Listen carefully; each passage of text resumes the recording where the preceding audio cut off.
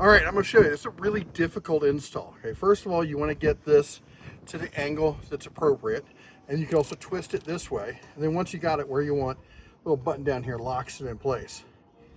Now this is the mounting cup. You take this is the difficult part. You go up, you find something metal, and don't get your fingers between it. You take this, and that's about it. Actually, you want this pointing down at about 30 degrees off of that. I guess 70, but anyway.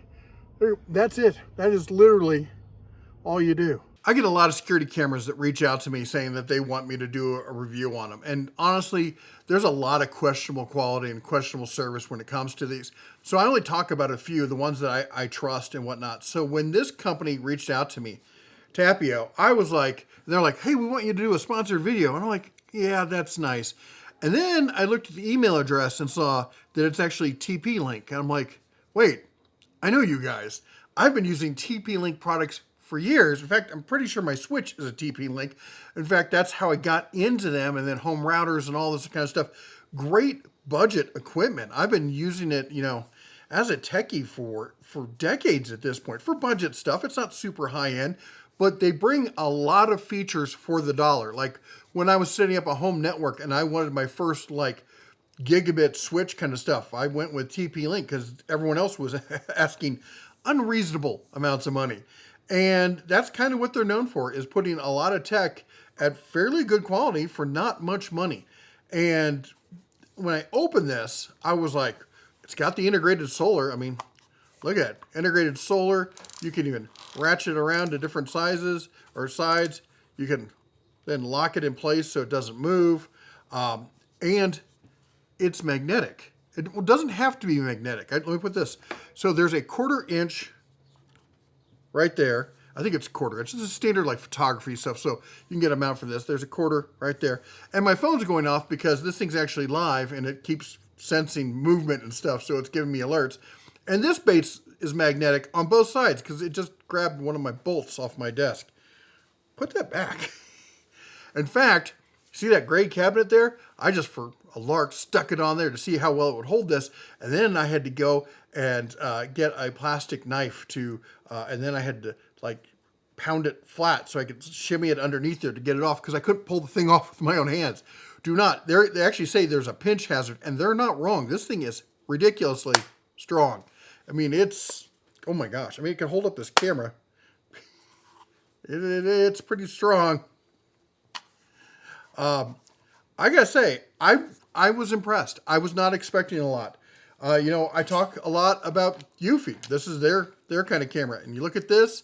I mean, solar wise, it's it's not quite as long, but it's almost twice as wide, which means that solar has got to have more square inches than that does.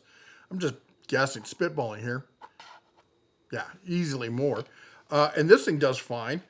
And this is 4K, which is, I think, a minimum these days is to have a 4K camera. I see a lot of these that are 2Ks. 2K is decent. I want 4K. Maybe not a minimum, but that for me, 4K is a minimum. And I was pleasantly surprised with this. It is definitely the quick and dirty solution because, anywhere you have metal, you can go up and just stick this sucker to it. If you don't have metal, you can use a standard mount on the back or underneath. You could set it up on a tripod. They even have, it's over there. They even have a little round metal disc like we see with some of the lights where it's got 2 holes and comes with 2 screws, so you can screw the disc into wood or something else and put this then on it because that will stick to it magnetically. So you can mount this thing legit anywhere. All right. If it's not metal, there's a bracket you can get for it or something. There's tons of adapters, and then of course this thing is awesome, and it's really easy to change the position and stuff with this. I'm thoroughly impressed because my shop, if you guys have seen it, is all metal on the outside. Where I put my security cameras is the only wood, and I have to put them there. This is going on the back side of my shop because I won't have to do anything else. I just stick it there and you're like, well, someone comes up and steals it. Well, A, it's going to get their picture while they're doing it. And B, you'll see it's got an alarm for that. They've actually thought about that. Who knew? The build quality is top notch. That's a solid camera. I mean, it's not perfect, okay? Because look at this. You got to put it someplace it can get solar. I can't put it on the north side of my building because I can't do that. Which, you know, to be fair, I couldn't do that with this one either. Although actually I probably could if I had it facing straight out because it would still catch it with this. I guess I could do that. It could handle it. But like the other one I showed the other day where it's got a detachable one and you can then take it and route it and put it wherever you want. That's just not an option with this. But it is surprisingly good. And I'm thoroughly impressed. If you wanted, you could route full USB power to it. You could just write, you know, if you're going to put it someplace where there's no solar, and they make a version without this, so you could just do that if you want. So this one gives you flexibility. That's what I really like about it, is I can put it someplace I need it, and then later I can move it if I want to take it someplace else. Heck, I could take it with me on vacation or something. Not a bad idea, really. So anyway, let me show you some of the footage we got from it. Let me show you the app. We're going to show you some nighttime footage, and then we'll come back and show you pricing. Okay, and how you interface with it, of course, comes down to, as usual, the app. So let's take a look at it. I'm going to need my eyeballs for this. Nice thing about this is that TP-Link also owns Casa. And if you heard me talk about Casa, like all my smart plugs and stuff are in here. Like I have it set up for Alexa, turn on my hair light. That's the light that's above me that gives me... Got it. She was thinking about it. There we go. Gives me this kind of accent edging kind of light so that it makes me pop out from the background here. It's a photography thing. But I can also do it from the Casa app where I can just turn it on and off. Except now those two apps have merged into one, so I don't have to open up two different things. I like that. So let's get into it. So as you can see, I'm here in the app, and we got you can see the hair light there, and we can turn the sign on and off. I don't think it's currently plugged into anything right now, but let's go into the app itself. I'll set off to the side so you can see the app with me using the app. So we're in the app here. I can take a picture, I can record video, I can turn the microphone on and off. I got the microphone off right now because feedback loops. Nobody wants to hear that, okay? I can then use the telephone thing. That's actually so I can talk through the camera. In fact, let's try that. It's really set up like it's making a phone call. All right, turn the microphone back off there, and let's start with the other things. The talk we talked about that. The alarm on and off. Let's see about the alarm. We're gonna trigger the alarm, and you're probably gonna be triggered. So let's be aware.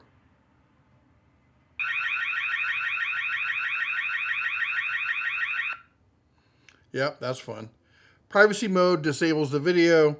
Light turns on the lights. Whew, those are pretty bright. Okay.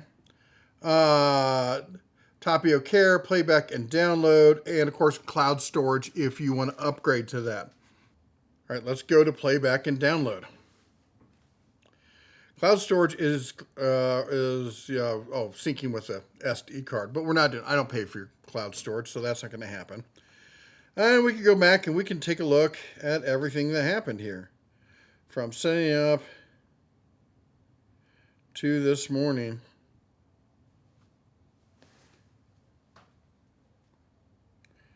So that was 8 a.m. yesterday, and 11 a.m., and then 8 a.m. last night. Doesn't look like much got triggered. I guess it was a quiet night. But we have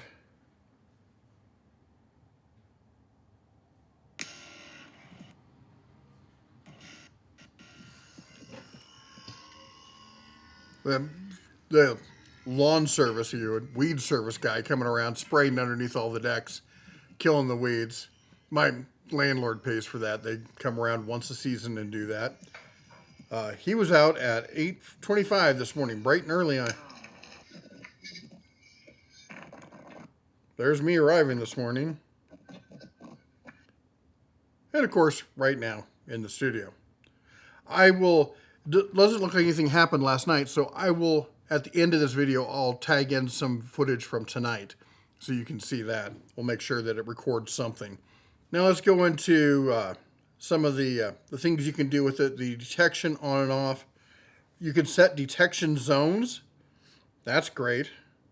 Right now, let's see here. So I can block off certain areas, which is going to help you. Like if you got bushes and trees that'll move and set off, false alerts, that's a great feature to have. I was actually worried that they wouldn't have that in here, so they do, and I like that. Motion detection on for if it detects people moving, if it detects a person. Pet detection is off. I'm going to turn on vehicle detection is going to be on, and that's going to be for tonight, so we make sure we get something driving through and you can see something going on here. Other than that, let's see here, as far as detection, not a ton of stuff there. The alarm on and off, you can set it for detection. Anti-theft alarm, so if someone tries to take the camera, it will go off. That's kind of cool. I like that. I mean, because it's one of the problems with a camera like this. Let's see what else we can find on here. Battery status, there we go. Detection, and I did not fully charge it. I know I'm supposed to. I'm a bad person. Storage and recording, we got local storage, clip settings, recording schedule, clip settings. Retrigger 10 seconds. There's a buffer. I like that you can change all that. That's really nice. So you can really change exactly, make sure like you get the whole event. Video and display. It's outputting 4K. You can tone it down if you want to. Distortion correction for the lens, like so the edges doesn't give you that kind of fisheye kind of look. Auto exposure detection tag. All right, well this is Tapo, aka TP Link's website here, and this is the MagCam. It kind of describes it as a magnetic camera. $90 for the unit by itself. $129, $130, call it what it is, if you want the built-in solar. For 4K magnetic, put it in anywhere you want. $220 if you want the 2-pack. They have their own home base system if you want to go that route. No, I know I can hear people already asking, do you have to use their online kind of stuff? And you don't. You do not have to use their their cloud. So their storage in the unit. You can get the home base unit, and then you can also sign up for their cloud subscription. So you don't have to put it in the cloud. I'm not even signed up for it right now, and I can still access it just fine. I'm not signed up for their cloud storage. I didn't pay for anything. They didn't give me free storage. It's a sponsored video, but I'm still going to tell you all the stuff about it. It's not perfect. It's got flaws, but I think it's definitely a good option. There's nothing that's right for everybody, okay? But there's nothing I've seen about this that's objectively bad. If you want the solar, then get the solar. If you don't want the solar, you're going to hardwire it through USB. You can do that as well. You could even set up a battery bank and plug it into a USB and power it that way for a temporary kind of thing. That's an option. So anyway, let me know what you think. I'll put a link to this down below. I want to thank Tapo, aka TP Link, aka Casa. I love all their other products. You've heard me talk about it, so you shouldn't be surprised about this. It just works, and it's surprisingly, I'm excited about it because it was so quick and easy. Like, I went to get it installed. I actually went and got all my tools and stuff, and I pulled it out. I'm like, oh, I don't need any of this. Just slap it right up there. Anyway, there you go. You take a look at it. You decide. Links down below. Thanks to Tapo for sponsoring this. You all take care. God bless. And as always, shine on. And since people always want to show you these cameras in perfect conditions, here's some non-perfect one. Here's standard night vision there. Then this is what happens to night vision when it gets a little bit extra light. It switches into what they call color night vision. This technology came about a handful of years ago, but it's interesting to see it on a budget camera like this. And you can tell, you're getting color there, and it certainly is, nighttime. This is pre-dawn, a few minutes before sunrise there, trying to show you what that low light kind of camera work is going to be. And then also midday, but overcast, a little rainy, seeing the wife pull up there. I can say I can't really, again, fault this for anything. It's got good color, good everything. Again, you tell me. I want to hear your thoughts in the comments.